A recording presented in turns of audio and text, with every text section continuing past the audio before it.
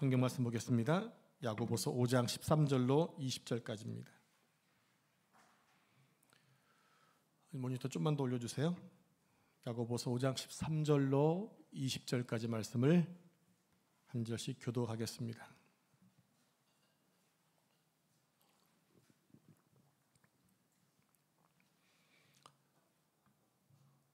제가 13절 말씀 읽겠습니다. 너희 중에 고난당하는 자가 있느냐?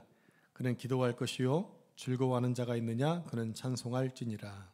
너희 중에 병든 자가 있느냐? 그는 교회의 장로들을 청할 것이요 그들은 주의 이름으로 기름을 바르며 그를 위하여 기도할지니라. 믿음의 기도는 병든 자를 구원하리니 주께서 그를 일으키시리라. 혹시 죄를 범하였을지라도 사하심을 받으리라. 그러므로 너희 죄를 서로 고백하며 병을 낫기 위하여 서로 기도하라. 의인의 간구는 역사하는 힘이 큼이니라.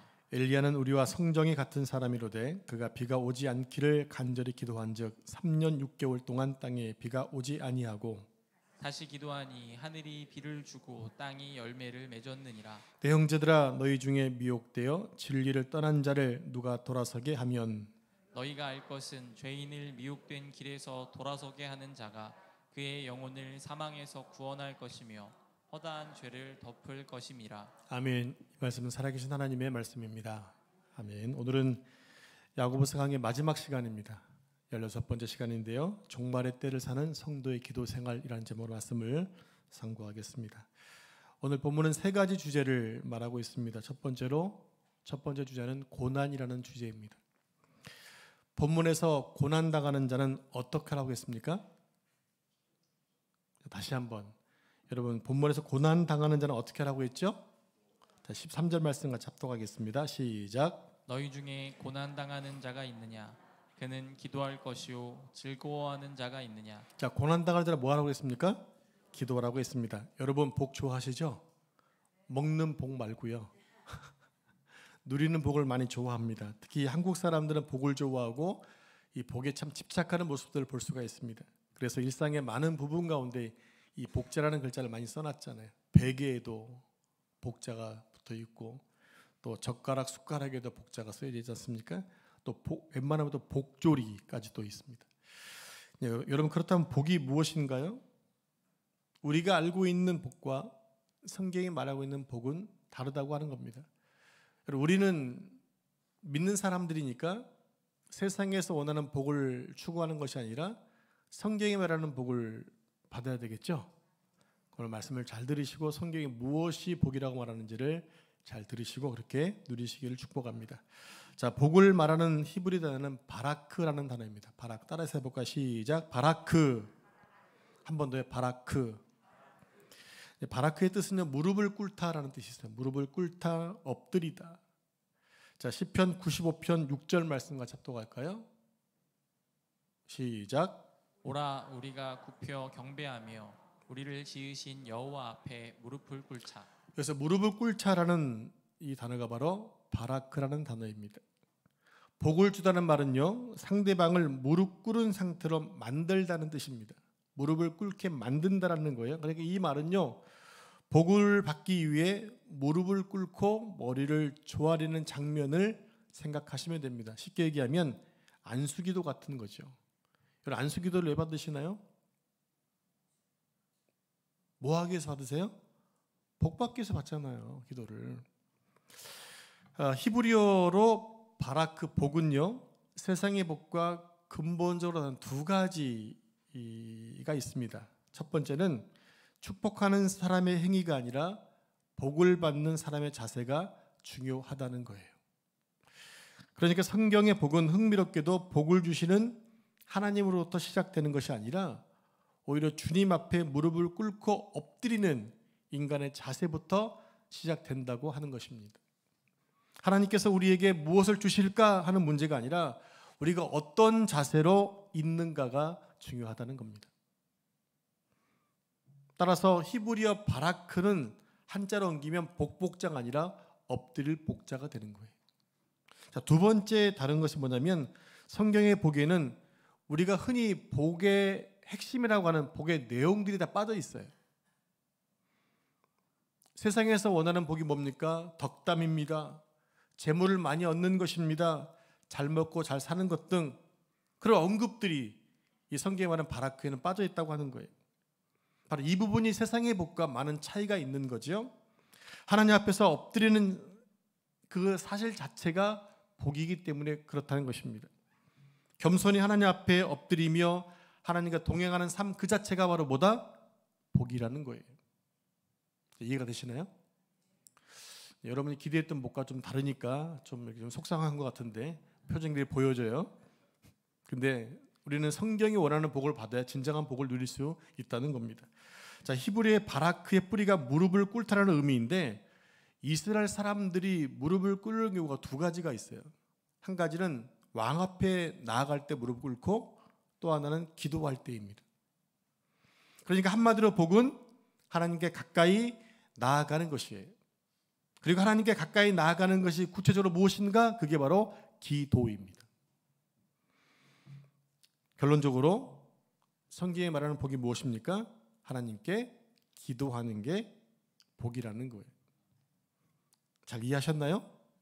하나님께 기도하는 것이 성경에 말하는 복입니다. 여러분 기도하시죠? 그게 바로 복된 행위라는 얘기입니다. 자, 한 가지 질문해 보겠습니다. 우리가 하는 모든 일이 잘 되고 평안할 때 기도하는 게 쉽습니까? 아니면 어려움을 당할 때 기도하는 게 쉽습니까? 너무 어렵죠, 질문이? 여러분 평안할 때 기도하기가 쉬워요? 아니면 힘들고 어려울 때 기도하기가 쉬워요? 이게 답이 뭘지 궁금하죠? 그럼 여러분 경우는 어떻습니까? 행복하고 잘 나갈 때 기도 열심히 하세요? 아니면 힘들고 어려울 때 기도하세요? 그렇죠. 힘들고 어려울 때 기도하죠. 대부분 신기하게도 인간은요, 너무 잘 되면요, 기도 잘 안 해요. 이미 받았으니까 안 하는 것 같아요. 근데 인생에 문제가 생기고 특별히 몸에 질병이 생기면 그때 주님하고 주님께 다가섭니다. 이게 인간의 모습입니다. 어쩔 수 없어요. 그 인생은 인간의 본성이기 때문에. 인정하시죠? 자, 그러니까 이 고난이라는 주제는요, 인간에게 우리에게 매우 중요한 주제라는 겁니다. 고난이라는 주제는 1세기 때, 즉 야고보서를 받는 그 사람들에게만 해당되는 것이 아니라 오늘 이 시대를 살고 있는 우리에게 동일하게 이 고난은 중요한 주제라는 거예요. 왜냐하면 고난은 끊임없이 다가오고 있거든요. 1세기 성도에게 닥쳤던 고난은 말로 다 할 수 없는 고난이었어요. 믿음을 지키기 위해 전 세계로 흩어졌던 그 모든 사람들, 재산도 없고 힘들고 무시당했던 그런 사람들, 오직 믿음을 지키기 위해 흩어졌는데 가는 곳마다 어려움이 산적해 있었어요. 그러나 그들은 모든 고난을 감수하면서 믿음을 지켰다고 하는 것입니다. 그래서 야고보는 말하기를 고난당하는 자가 있니? 너희 많지? 기도해. 그게 복이야. 이렇게 말씀하고 있는 거예요. 여러분 그러면 결국 복이 뭐란 얘기입니까? 아프기 때문에 또 힘들기 때문에 너무 절박하기 때문에 하나님께 가까이 가게 되는 것, 그게 복이라고 성경은 말하고 있다는 겁니다. 그래서 시편 기자들은 하나같이 이렇게 얘기했어요. 여호와께 가까이함이 내게 복이다. 여호와를 자기 하나님으로 삼은 백성은 복이 있다라고 말씀하세요. 하나님께 가까이 하는 것 복이라는 얘기입니다. 그러니까 고난은 우리에게 아픔과 고통을 주는 주제가 아닙니다. 그 고난이 있었기에 우리의 믿음이 단단해졌고요, 하나님을 더 의지하게 되었고요, 천국을 소망하는 신앙으로 나아가고 있잖아요. 그게 우리에게 바로 복이라는 얘기입니다. 그러고 보니까 야고보서는 5장밖에 안 되는데 시작도 기도로 시작을 해서 기도로 끝나고 있어요. 자, 한번 보겠습니다. 우리 함께 야고보서 1장 5절 말씀을 같이 합독할까요? 시작. 지혜가 부족하거든 모든 사람에게 후히 주시고 꾸짖지 아니하시는 하나님께 구하라. 그리하면 주시리라. 네, 저 말씀을 잠깐만 놔두십시오. 저 말씀에서 주된 동사가 어떤 동사입니까? 주동사가 뭐 같아요?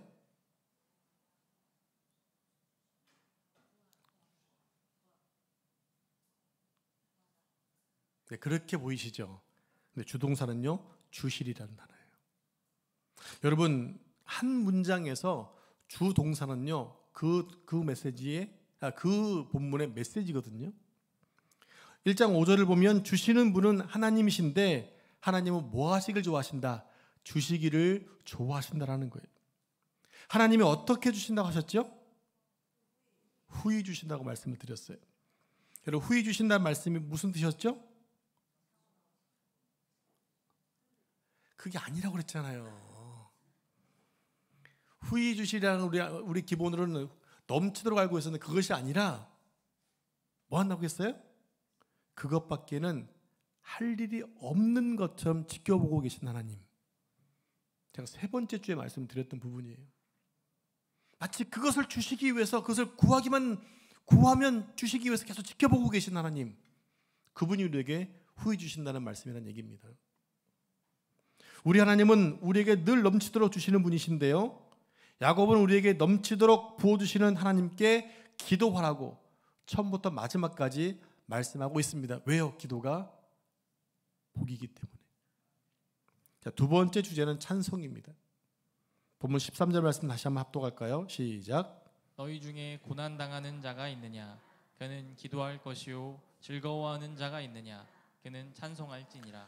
여기서 찬송할지라는 말의 헬라어를 직역하면 시편이라는 뜻입니다. 시편. 여러분, 시편은 모든 내용이 다 믿음의 사람들의 기도문이에요. 그러니까 찬송할지라는 말은 믿음의 사람들의 기도문이었기 때문에 즐거워하는 자는 또 뭐 하라는 얘기입니까? 마이크 뒤에 스피커 잘 들리고 있나요?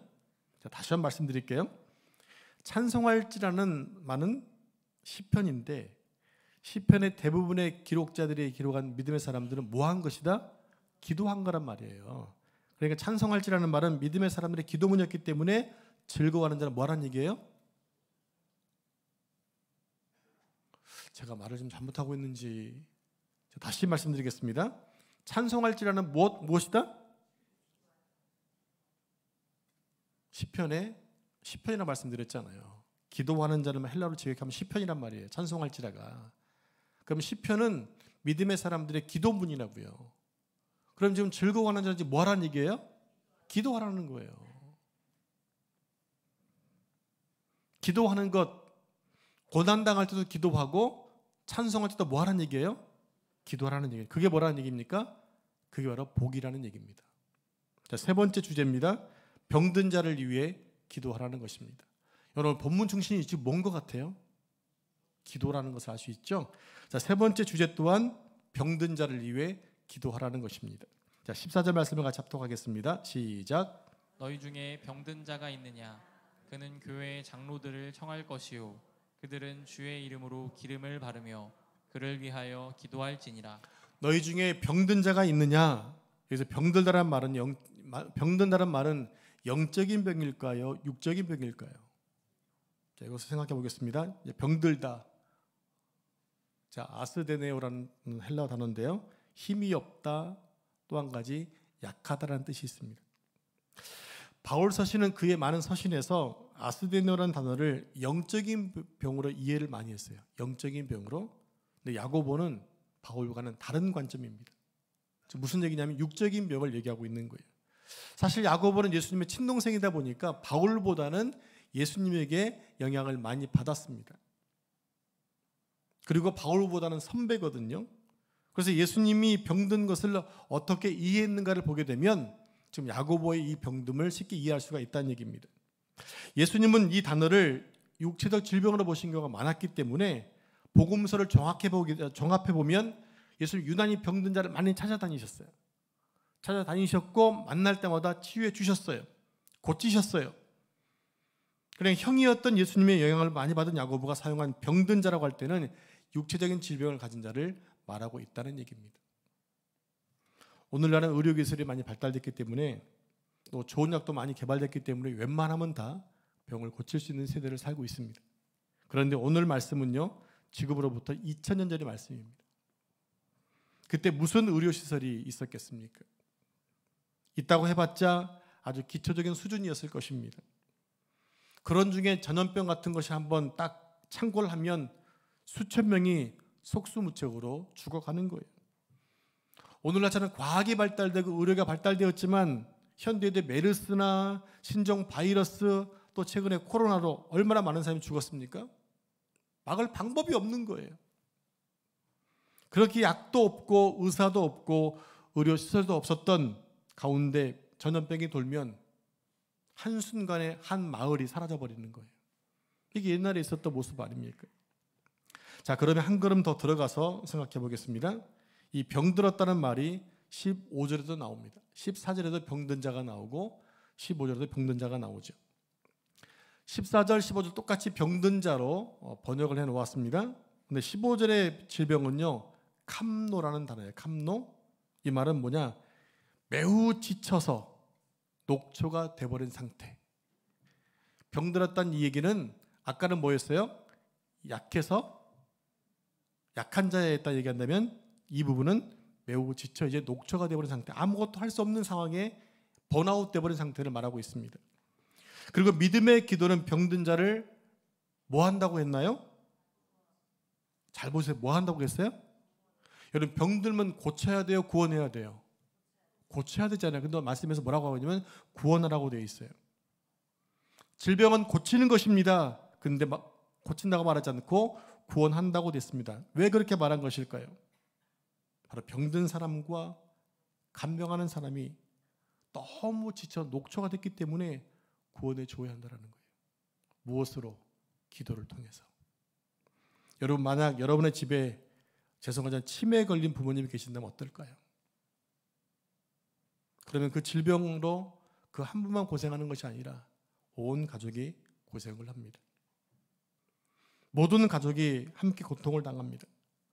부모님 한 분 때문에 그분을 돌보고 간호하기에 많은 사람들이 매달립니다. 우리가 흔히 뉴스를 통해서 주변의 많은 이야기를 통해서 흔히 겪을 수 있는 문제 아닙니까? 이 치매 문제는 어느 순간 우리나라의 국가적인 문제가 되어버렸습니다. 한 사람이 어떤 큰 질병에 걸려서 지금 누워 있습니다. 그 한 사람 때문에 한 공동체가 녹초가 돼버린 것입니다. 너무 힘듭니다. 그때 뭐 하라고 그랬어요? 구원하라는 거예요. 구원하라. 이제 16절 말씀을 같이 합독하겠습니다. 16절 시작. 그러므로 너희 죄를 서로 고백하며 병이 낫기를 위하여 서로 기도하라. 의인의 간구는 역사하는 힘이 큼이니라. 네, 여기서 기도하라고 나옵니다. 이 말씀은 너무 유명한 말씀이죠.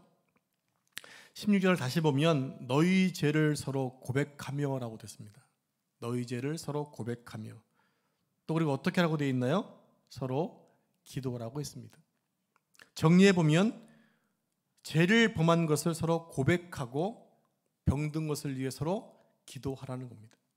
누구에게 주고 있는 말씀인가요? 교회 공동체에 주고 있는 말씀이에요.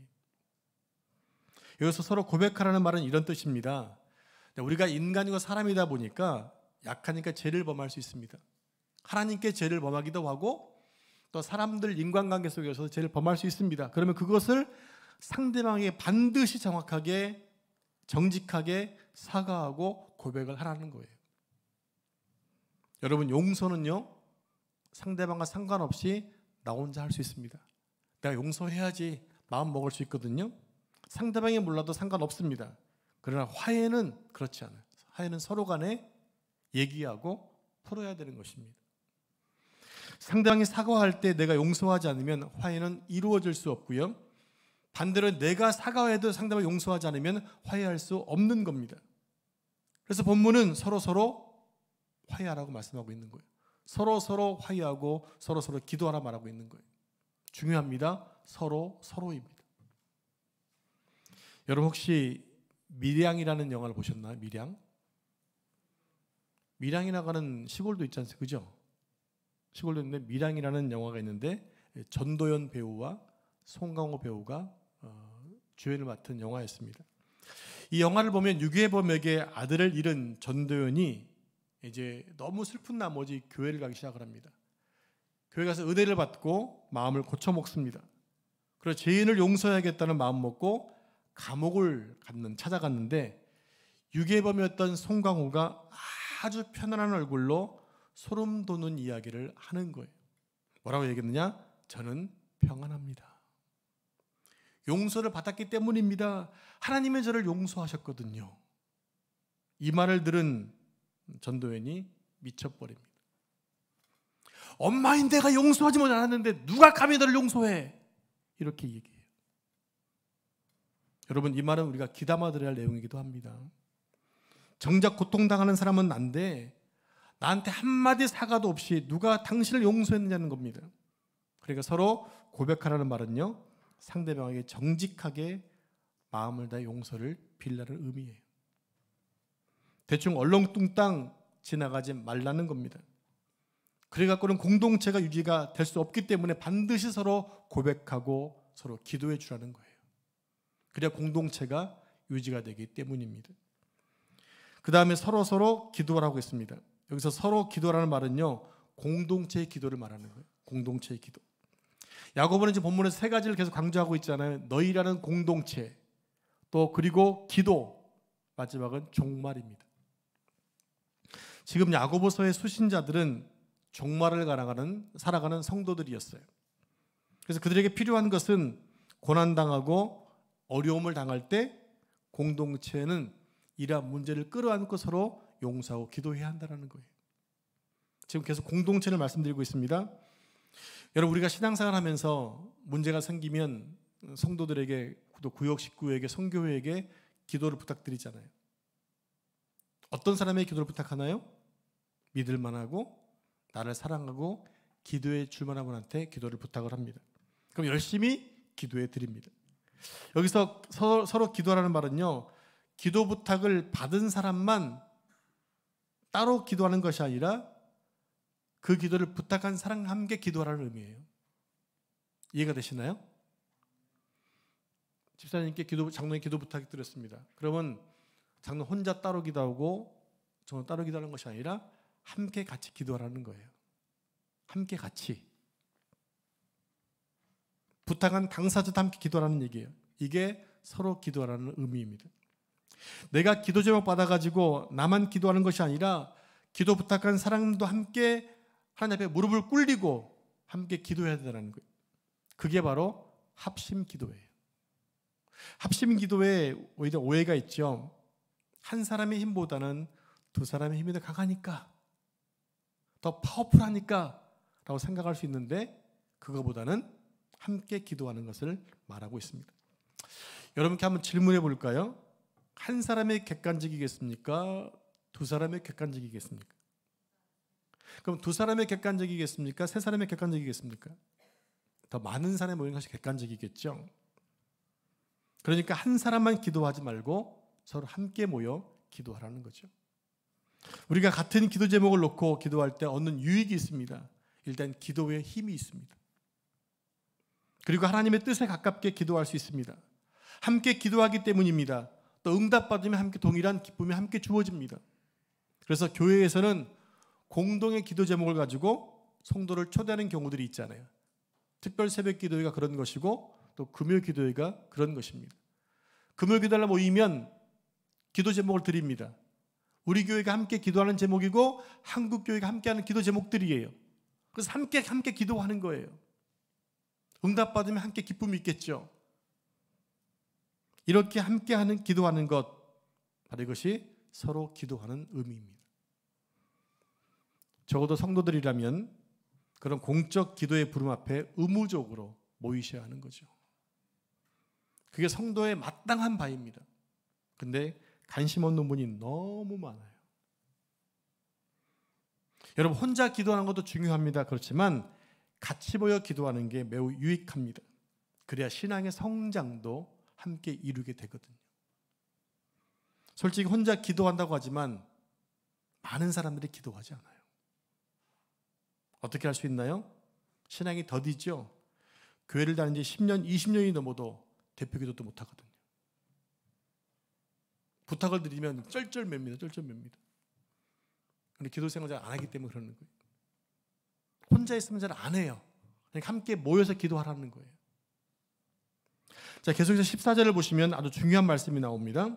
너희 중에 병든 자가 있을 때 누구를 초청하라고 했습니까? 제가 질문합니다. 회당의 장로들입니까? 교회의 장로들입니까? 교회 장로들이에요. 여러분, 왜 이 말씀을 드리냐면 지금 1세기 당시는 교회보다 회당이 훨씬 더 많았거든요. 그 당시에 교회를 줘놓은 게 없었어요. 대부분 가정집이 대부분 교회였었어요. 회당은 이미 유대인들 세례받은 할례받은 10명이 모인 곳에는 회당이 지어져 있었거든요. 한 동 회당이 여러 개 있을 수도 있었거든요. 그럼 당연히 회당장을 부르는 게 맞을 거 아닙니까? 근데 야고보 사도는 지금 회당의 장로가 아니라 교회 장로를 부르라고 하는 거 있는 거예요. 야고보는 지금 교회를 아주 중요하게 보고 있는 것입니다. 그러니까 결론은 항상 기도는 교회라는 공동체성을 염두에 두라는 얘기입니다. 자, 이제 야고보는 마지막 기도를 강조하면서 능력이 아주 탁월했던 엘리야 선지자를 예로 들고 있습니다. 우리 함께 본문 17절 말씀을 같이 합독하겠습니다. 시작. 엘리야는 우리와 성정이 같은 사람이로되 그가 비가 오지 않기를 간절히 기도한즉 3년 6개월 동안 땅에 비가 오지 아니하고. 여러분, 왜 야고보는 엘리야를 예로 들었을까요? 우리가 흔히 생각할 때 야고보는 엘리야는 능력이 많은 사람, 기도의 사람이었기 때문이라고 생각할 수 있습니다. 그런데 성경은 얘기합니다. 엘리야는 우리와 뭐가 같았다? 성정이 같았다. 성정이 뭘까요? 인간의 본성입니다. 우리가 본성이 같았다는 얘기예요. 그러니까 엘리야의 본성이나 우리의 본성이 같다는 얘기예요. 엘리야가 특별하다는 게 아니에요. 엘리야도 우리와 성정이 같은 사람이었기 때문에 갈멜에서 불을 내리는 엄청난 기도를 했음에도 불구하고 낙심해서 스스로 죽기를 기도했던 사람 아닙니까? 조금 전에는 850대 1 가운데 싸워서 승리했잖아요. 근데 그 다음에 이세벨이 자기를 죽인다는 소문을 듣고 한 곳에 가서 죽기를 강구하고 있습니다. 엘리야가 그랬다는 얘기입니다. 중요한 것은 그런 사람도 기도하니까 하나님이 그 기도에 응답해 주시더라는 얘기죠. 그럼 뭡니까? 우리도 기도하면 응답해 주신다는 말씀이에요. 사랑하는 성도 여러분, 여러분 중에 고난 중에 계신 분이 계십니까? 축하드립니다. 하나님 만날 저를 기회에 놓였기 때문입니다. 여러분 중에 즐거워하는 분이 계십니까? 또 병든 분이 계십니까? 축하드립니다. 지금 바로 기도하십시오. 하나님의 응답받는 좋은 절호의 기회를 맞으셨기 때문입니다. 이제 말씀을 정리하겠습니다. 우리가 기도하면 응답받는 조건입니다. 우리가 기도하면 왜 응답받을 수밖에 없는가? 그냥 고린도후서 5장 17절 말씀 같이 합독하겠습니다. 시작. 그런즉 누구든지 그리스도 안에 있으면 새로운 피조물이라 이전 것은 지나갔으니 보라 새 것이 되었도다. 새로운 피조물은 어떻게 된다는 얘기입니까? 그리스도 안에 있으면 새로운 피조물이라는 거예요. 여러분은 새로운 피조물이 되셨나요? 그 얘기는 여러분 지금 예수님 안에 있다는 얘기입니다. 그리스도 안에 있으면 우리의 기도는 응답 받는다는 겁니다. 왜 그렇습니까? 그리스도 안에 있기 때문에. 여러분, 누가 기도하느냐가 중요하지 않아요. 기도하는 사람에게 능력이 있는 것이 아니고 누구의 기도에 응답하는 능력이 있는 것이 아니라 그 기도를 들으시는 하나님이 능력이 있다는 거예요. 우리 이것을 잊어서는 안 됩니다. 여러분, 누구에게 능력이 있는지를 모르면 우리가 아무리 기도하고 아무리 간절히 기도하고 아무리 크게 부르짖어도 소용이 없어요. 예를 들어 내 기도에 능력이 있다면 내가 아무 신에게 기도해도 상관없지 않을까요? 그죠? 내 기도가 능력이 있다면 어떤 신에게 기도하는 무슨 아무런 문제가 안 되잖아요. 그런데요, 내 기도를 들으시는 하나님께 능력이 있기 때문에 우리는 누구한테 기도해야 된다? 하나님께 기도해야 된다는 거예요. 그게 우리가 하나님을 믿고 기도하는 우리의 자세이고 그 축복을 누리고 있는 거죠. 여러분, 우리가 종말의 때를 살아가면서 하나님께 우리의 고통을 이렇게 말할 수 있습니다. 마지막 때를 살면서 이렇게 얘기할 수 있다는 얘기입니다. 하나님, 내가 믿음으로 사느라 얼마나 힘든 줄 아십니까? 돈 때문에 힘들고 관계 때문에 힘들고 자식과 남편과 아내 때문에 또 질병 때문에 얼마나 힘든 줄 아세요? 이렇게 하소연할 수 있다는 얘기입니다. 왜? 기도하는 거니까. 근데 주님이 뭐라고 하실까요? 알아. 내가 다 알아. 그러니까 내가 너희에게 하늘의 신령한 은혜를 주었잖아. 그런데 왜 쓰지 않니? 왜 자꾸 복을 구하기만 하고 쓰지 않니? 이미 내가 다 주었는데. 이렇게 말씀하시는. 여기 근거가 어디 있을까요? 우리 함께 에베소서 1장 3절 말씀입니다.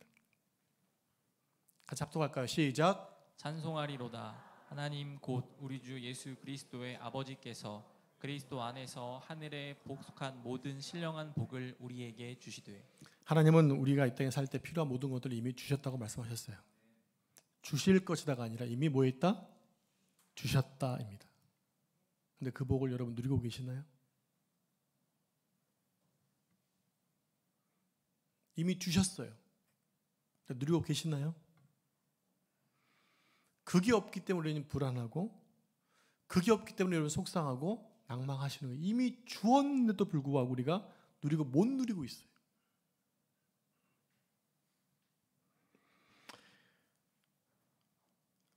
여러분, 이 말씀이 믿어진다면 우리는 이렇게 기도를 바꿔야 됩니다. 하나님 정말 감사합니다. 그러면 하나님 내 영의 눈을 열어주십시오. 하나님의 신령한 복을 볼 수 있도록 나의 영의 눈을 활짝 열어주십시오. 그래서 이제는 그 복을 마음껏 맛보고 사용하고 누리게 해주십시오. 그리고 누리셔야 된다는 얘기입니다.